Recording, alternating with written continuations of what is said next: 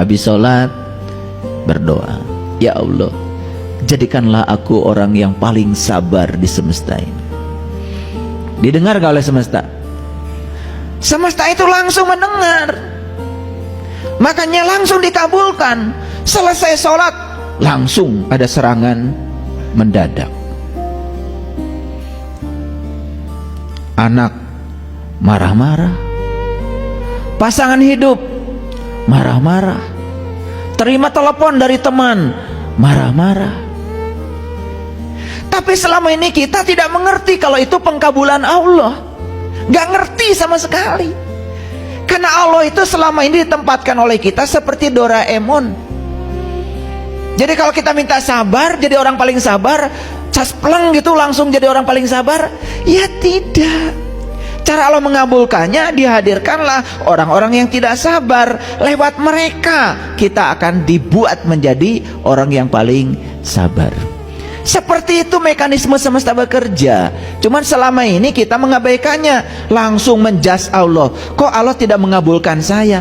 Padahal anak sudah marah-marah, pasangan hidup sudah marah-marah, baru saja ke jalan, ya, ada orang marah-marah. Itu pengkabulan dari doa kita. Cuman kita nggak ngerti kalau itu pengkabulannya. Karena yang namanya pengkabulan di otak kita itu adalah bukan proses. Pengkabulan itu seakan-akan caspleng kayak Doraemon, minta kantong ajaib, langsung saja saat itu datang. Begitu bukan? Ini ngerti nggak yang saya sampaikan? Tidak masalah seberapa lambat kita berjalan, tidak masalah seberapa lambat kita berubah. Yang paling penting tidak berhenti, itu saja. Pohon yang ada di sana itu pohon mangga itu dulu saya tanam kecil segede gini, itu yang tinggi itu segede gini. Dan kalau kita tatap sekarang pohon itu, walaupun dia sedang berubah, perubahannya itu tidak akan bisa dideteksi oleh mata kita secara lahir. Tapi perubahan itu baru nyata setelah 2 tahun, 3 tahun. Seperti itu alam semesta mengajarkan perubahan. Tidak tergesa-gesa, tidak terburu-buru, tapi sampai. Yang paling penting itu sekarang jangan berhenti untuk terus berubah. Walaupun kecil-kecil tapi terus berubah. Jangan berhenti belajar. Karena orang yang berhenti belajar langsung jatuh menjadi orang bodoh. Tetapi ketika dia terus belajar, walaupun sedikit-sedikit, status dia tetap jadi orang pintar. Karena orang pintar itu bukan orang yang mengoleksi sejumlah pengetahuan, tapi yang tidak pernah berhenti belajar. Makanya jangan pernah mengatakan saya sudah tahu. Siapapun orang yang mengatakan saya sudah tahu, dia akan tertutup dari pengetahuan baru. Betul? Apa sesungguhnya harus kita ubah pertama kali? Nih, kualitas pikiran. Bapak saya itu orang Cirebon. Kalau bicara sama saya sederhana aja, menggunakan kata-kata Sunan Gunung Jati. Ingsun titip tajuk lan fakir miskin. Itu aja. Pepatah Sunan Gunung Jati itu cuma 2 kok. Ingsun titip tajuk lan fakir miskin. Tajuk musola, tempat sholat. Secara lahir yang namanya tajuk itu masjid. Secara batin yang namanya tajuk itu adalah kolbu, baitullah. Jaga aja kata bapak saya 2. Dimanapun kamu tinggal, jangan lupa bikin tajuk kecil-kecilan, bikin musola kecil-kecilan. Kalau ada rezeki, bikin masjid yang besar. Tapi jangan lupakan baitullah hakikat yang ada dalam dirimu.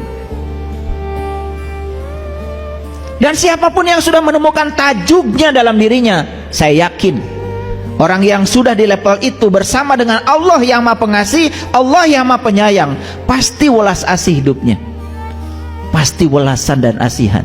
Berikutnya apa? Fakir miskin. Dan itulah sebetulnya sumbernya kebahagiaan.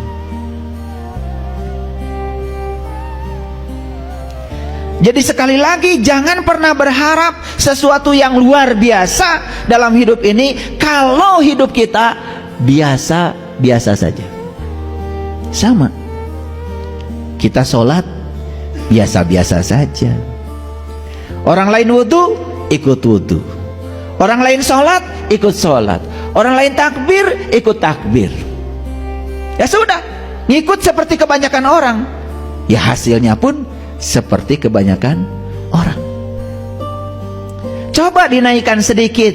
Kenapa Rasulullah mengajarkan kepada kita ketika membasuh wajah, beliau mengajarkan doa, ya Allah, putihkanlah wajahku dengan cahaya.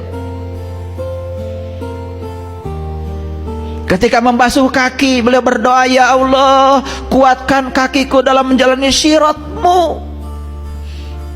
Ketika membasuh hidung, ya Allah, masukkanlah bau surga ke dalam hidungku. Jadi Rasulullah mengajarkan afirmasi, mengajarkan kesadaran. Sebetulnya Rasulullah sedang mengajarkan kepada kita bagaimana kita berterima kasih pada tubuh ini, bagaimana kita mencintai tubuh ini. Makanya tubuh ini kalau diajak bicara luar biasa. Oke, baik. Lihatlah gambar ini. Yang kiri gambar apa itu? Telur. Itu telur dipecahkan dari dalam. Yang sini telur juga, cuma dipecahkan dari luar. Bedanya apa? Pecah dari dalam, muncul yang namanya kehidupan. Anak ayam. Anak ayam akan punya anak lagi, namanya anak ayam. Begitu kan? Dan terus berkembang biak, jadilah banyak ayam. Setuju? Tapi kalau dipecahkan dari luar, tidak jadi anak ayam, jadi telur dadar, telur mata sapi, betul? Ya sudah, jadi itu aja. Makanya dipecahkan dari dalam timbul kehidupan, dipecahkan dari luar malah justru menimbulkan kematian dan kesengsaraan. Sama orang belajar spiritual, sama orang menjalankan agama. Kalau dia itu menggunakan kekuatan dari luar, dipaksa, disuruh-suruh, tidak akan pernah berkembang. Tapi kalau kesadaran muncul dari dalam, itu luar biasa.